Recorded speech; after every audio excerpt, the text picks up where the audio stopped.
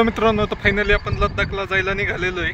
आज दिवस पहिला आहे तर घरनं निघालोय मी. जवळपास 40 किलोमीटर आलोय. घरी जास्त व्हिडिओ काही काढला नाही. घरची जरा काही चाललंय मी नाराज होती, त्यामुळे तिथं काही व्हिडिओ काढला नाही. तर आज आपल्याला धुळ्याला जायचे.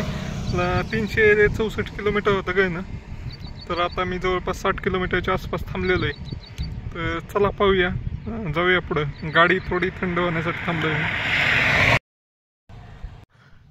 मित्रांनो. अशा प्रकारे गाडीला सामान लोड केलं आहे. बंजी कॉर्डच्या मदतीने एक आपली 70 लिटरची ट्रॅव्हलिंग बॅग आहे, एक सॅक आहे, त्यात ॲक्सेसरीज आहेत आणि आपला मोबाईल आहे ज्यात आपण मॅप पाहणार आहे. तर मित्रांनो, पुढं आपण आलो आहे आता हायवेला, म्हणजे नगरच्या पुढं आलो आहे आपण. शिर्डीच्या जवळपास आलेलो आहे. शिर्डी अजून पण लांब आहे भरपूर, आपल्याला जायचं आहे आता. मित्रांनो 140 किलोमीटर आलो आहे आता. शिर्डी इथनं जवळपास 60 किलोमीटर राहिले. पावसाचं पण वातावरण झालंय, पण अजून पाऊस कुठं लागला नाही, त्यामुळे रेनकोट काय घातला नाही. चला जाऊया मित्रांनो. पाऊस चालू झालाय आता. रेनकोट वगैरे घातलाय, बॅगला पण कवर घातलाय. शिर्डी इथनं 40 किलोमीटर राहिले आणि पाऊस चालू झालाय. आता रेनकोट वगैरे घातलाय, बॅगला पण कवर टाकलाय. आता हेल्मेट वगैरे घालून जायचं. आपला पाऊस आलतंय काय अडचण नाही, आपण काय दिसत नाही आता. चला मित्रांनो, कसली भारी दिसते आपली गाडी, एकदम चकाचक सुंदर धुतलेली आहे. चला जाऊया मित्रांनो. आता शिर्डीच्या जवळ आलोय. शिर्डी 10 किलोमीटर राहिले, 13 किलोमीटर. आणि कटाळा आल्यागत बी वाटायला लागले. शिर्डीत गेलं थांबू थोडा वेळ. मित्रांनो फायनली शिर्डीत पोचलोय आता. तर दर्शन घ्यायला जायचंय आता. लाईन किती आहे पाहूया आणि मग दर्शन घेऊया. इथनं पाहू शकताय तुम्ही, साईबाबांची मूर्ती दिसते स्क्रीनवर. तर मित्रांनो गर्दी खूप आहे, तर मी मुखदर्शन घ्यायचा निर्णय घेतलाय. तर आपण मुखदर्शनच्या लाईनला लागणार आहे आता. तर चला जाऊया, कारण माझ्याकडं वजन पण जास्त आहे बॅगचं, त्यामुळं मी तिथंच एका पोलीसवाल्यापाशी बॅग ठेवली आणि दर्शन घेऊन येतोय. चला बाय बाय. तर मित्रांनो, आपण शिर्डीमधनं निघालोय आणि आपण आता निघालोय मालेगावच्या दिशेने. तर तुम्ही पाहू शकता रोडचे कंटिन्यू कामं चालू आहेत, त्यामुळे गाडी खूप स्लो चालवायला लागते. आणि आपण आता मालेगावच्या जवळ आलेलो आहे आणि आपल्याला आता इथं सुंदर अशी बजरंग बलीची मूर्ती पाहायला भेटते. त्याचे दर्शन घेऊन आपण निघालोय पुढं. चला बाय. मित्रांनो तुम्ही हा पाहू शकताय अंकाई किल्ला, येवले आणि मालेगावच्या मध्ये बरोबर. खूप सुंदर असा किल्ला आहे, पाहू शकताय तुम्ही.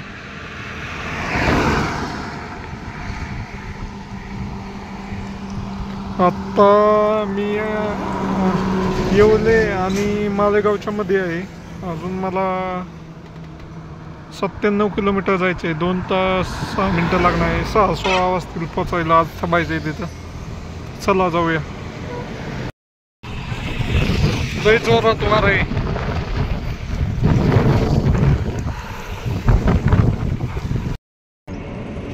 मित्रांनो धुळेत आलोय जवळपास. आता 10 ते 12 किलोमीटर राहिले.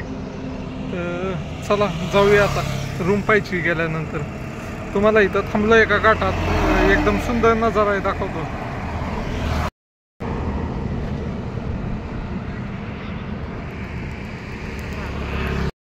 मित्रांनो तर फायनली आपण आजचा मुक्कामाच्या ठिकाणी पोचलेलो आहे, धुळे येथे एका हॉटेलमध्ये थांबलेलो आहे आपण आज. तर आजचा प्रवास आपण सकाळी 9 वाजता चालू केला होता आपल्या घरापासून. कोरोळी बारामती इथनं केला होता.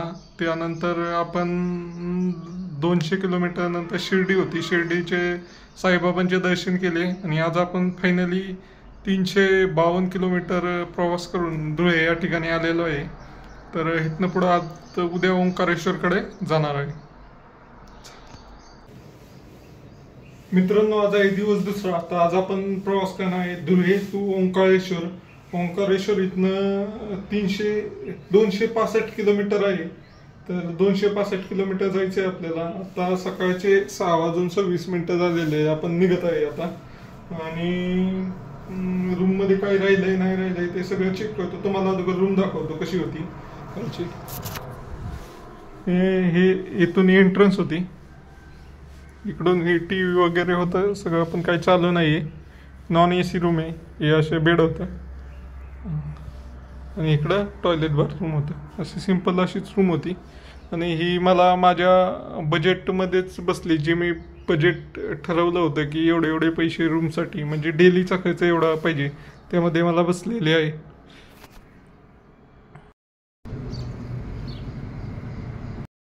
हॅलो मित्रांनो, आपल्या नवीन ब्लॉगमध्ये तुमचं स्वागत आहे. तर आजचा दुसरा दिवस आहे. तर आज मी धुळेतून निघालो आहे. धुळेतून आता 6:45च्या दरम्यान निघालो आहे मी. इथनं आपल्याला 257 किलोमीटरवर ओंकारेश्वर आहे. तर ओंकारेश्वर मध्य प्रदेशमध्ये येतं. तर आज आपण महाराष्ट्रातून मध्य प्रदेशमध्ये प्रवेश करणार आहे.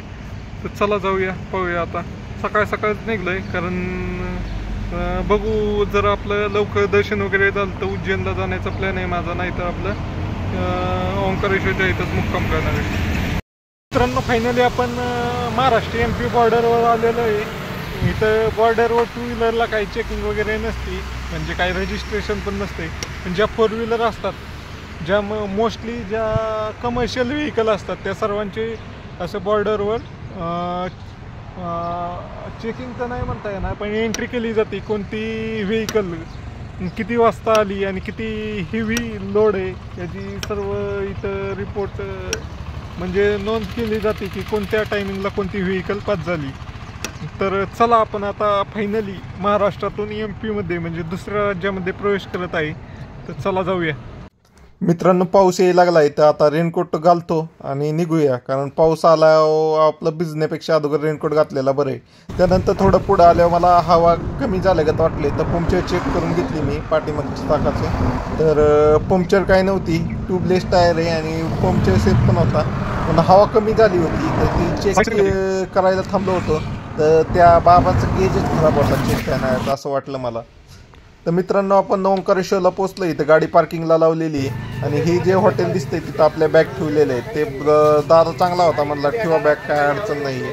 आणि आपण निघालोय आता ओंकारेश्वरच्या मंदिराच्या दिशेने. तर ओंकारेश्वरचं मंदिर हे नदीच्या पलीकडे आहे. आपल्याला इकडं अलीकडंच पार्किंग आहे नदीच्या. तर आपण चालत चालत निघालेलो आहे आता नदीच्या पलीकडं आपल्याला जायचं आहे. तिकडं जाण्यासाठी ब्रिज आहे असं मला ते दादा म्हणत होता, जिथं आपण बॅग ठेवलेली आहे. तर चला जाऊया. हे पार्किंगची पावती आहे गाडी लावलेलीची. तर आपण जाऊया आता इथनं. ते समोर दिसतंय ते चौकोन तेच मंदिर असं. तर ते मित्रांनो, ते दिसतंय समोर ते मंदिर आहे आणि इथं लोक बोटिंग वगैरे करतात. पाहूया, आपण वेळ असला तर आपण पण करू. हॅलो मित्रांनो, तर आपण ओंकारेश्वरला फायनली पोचलोय. तर तुम्ही पाहू शकता, ही नदी क्रॉस करून जायचे. पाठीमागं नदी, ती क्रॉस करून जायचे पलीकडं. ही नदी क्रॉस करून जायचे तिकडं. तिकडून एक ब्रिज आहे, तो हा एक ब्रिज आहे. तर मी ह्या ब्रिजनी चाललोय. तिकडं एक ब्रिज आहे, ह्या ब्रिजनी चाललोय. तिकडं एक ब्रिज आहे. तिकडून डायरेक्ट वरती लाईनला जाता येईल, नाही तर खालनं फिरून जायला लागतंय तिथं. आणि इथं बोटिंग वगैरेचा आनंद घेतात बरेच लोक. मित्रांनो, मंदिराच्या प्रवेशद्वाराकडे जाताना अशी बाहेर खूप सारे दुकानं आहेत, वेगवेगळ्या प्रकारचे म्हणजे प्रसादाची यायची. त्यानंतर फायनली आपल्याला मुख्य प्रवेशद्वार ओंकारेश्वर मंदिर दिसलेलं आहे आणि आपण आता मेन नदीच्या ब्रिजवर निघालेलो आहे. तर खूप सारी गर्दी दिसत आहे, कारण लोक जातात पण तेवढीच आणि येतात पण तेवढीच. आणि आपण आलेलो आहे नदीच्या ब्रिजवर. ही नदी ब्रिज खूप उंच बांधला आहे बहुतेक, कारण पुढंच मला धरण दिसत आहे. त्यामुळं ते जे पाणी सोडले तर या ब्रिजला लागू नये म्हणून खूप उंचीवर ब्रिज आहे. त्यानंतर आपण पाहताय इथं भरपूर सारे लोक ब्रिजवर फोटो वगैरे पण काढत आहेत आणि इथनं नजारा पण चांगला येत आहे नदीचा. आणि आपल्याला जायचे ते मंदिरात, त्या दिसतंय का ते. तर मित्रांनो, तुम्ही पाहू शकताय नदी आणि हा ब्रिज आहे. ब्रिजला पूर्ण सुरक्षा देण्यात आलेली आहे. 6 फुटापर्यंत जाळी मारण्यात आलेली आहे आणि खूप सारे लोक बोटिंगचा आनंद घेत आहेत.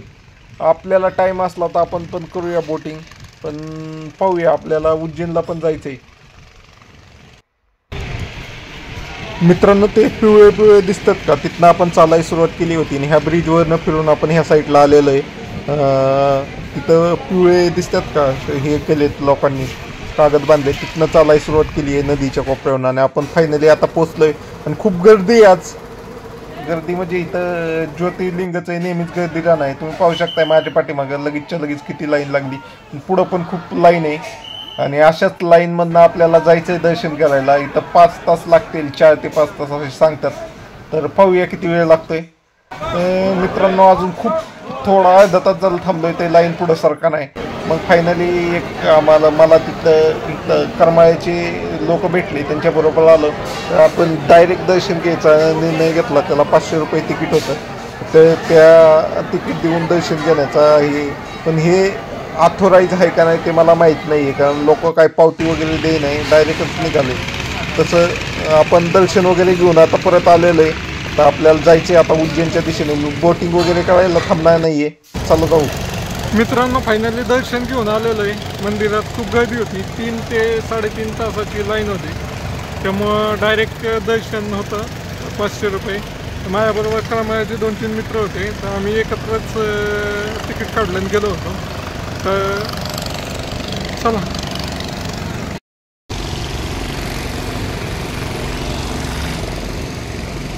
अरे मित्रांनो, ओंकारेश्वरकडून उज्जैनकडे निघालो होतो. तर 140 किलोमीटरचं अंतर होतं. 7 वाजतील पोचायला. आता एका घाटात थांबलेलो. खूप सुंदर असा नजारा होता, त्यामुळे थांबलेलो तिथं. तुम्हाला दाखवतो.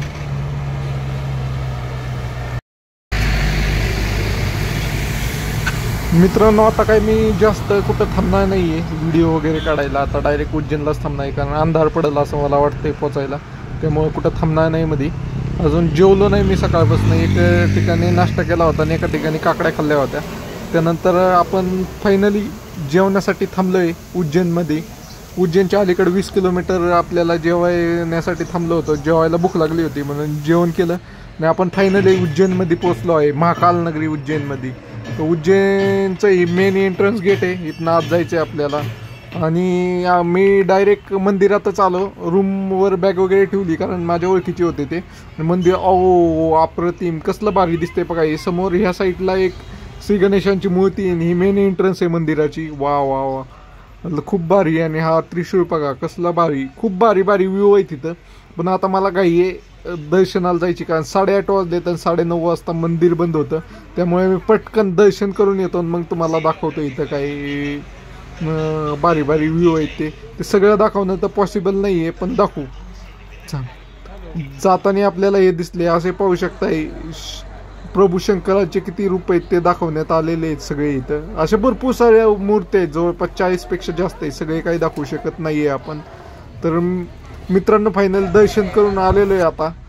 तर तुम्ही पाहू शकता ही अशी कितका सुंदर कॉरिडॉर आहे ना. संध्याकाळी तर खूप अप्रतिम दिसतोय. पण आता मंदिर बंद व्हायची वेळ आली आहे, त्यामुळे जास्त काही व्हिडिओ काढू शकत नाही आहे इथं.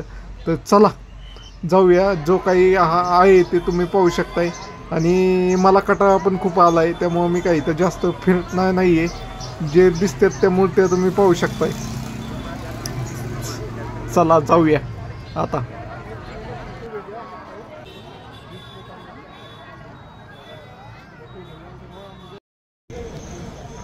मित्रांनो, तर महाकालेश्वरचं दर्शन करून आलेलं आहे उज्जैनला. तर आपण ज्या लास्ट टाईम जिथं रूम घेतली होती ना, तिथंच रूम घेतली, तिथं सामान ठेवलं आणि मग दर्शनाला आलो. मला यायला 8 वाजले होते आणि 9:30 वाजता मंदिर बंद होतं. तर बरोबर मॅनेज झालं. ह्यावेळेस स्ट्रिक्ट झालं आहे जरा. मोबाईल वगैरे सगळे बाहेरच काढून घेतात, त्यामुळं काही फोटो आतमध्ये काढता येत नाही. आणि संध्याकाळचा उलटा व्ह्यू भारी आहे. लाईटीमध्ये खूप भारी भारी दिसते तिथे जे मूर्ती आहेत ते. तर ती मी काढलेत व्हिडिओ, पण 2 जण असले तर फोटो वगैरे काढायला चांगले येतात. एकट्याचे काही एवढे काढून काढून किती काढणार फोटो, असं आहे. ठीक आहे, चला जाऊया आता. आज लई ट्रॅव्हलिंग झाली. आज जवळपास 390 किलोमीटर झालं. आपण धुळेतून निघालो होतो. धुळेतून ओंकारेश्वर 257 होतं आणि तिथनं हे ओंकारेश्वर टू उज्जैन 144 किलोमीटर होतं. एवढा प्रवास केला आहे मी. जवळपास 12 तासच्या आसपास ड्रायव्हिंग केलेली.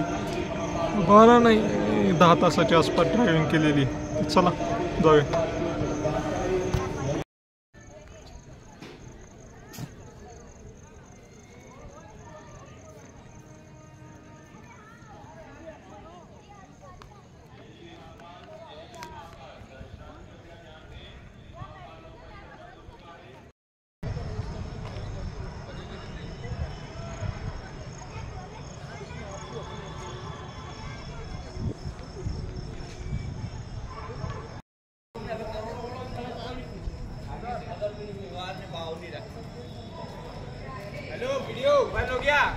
चलो चलो चलो.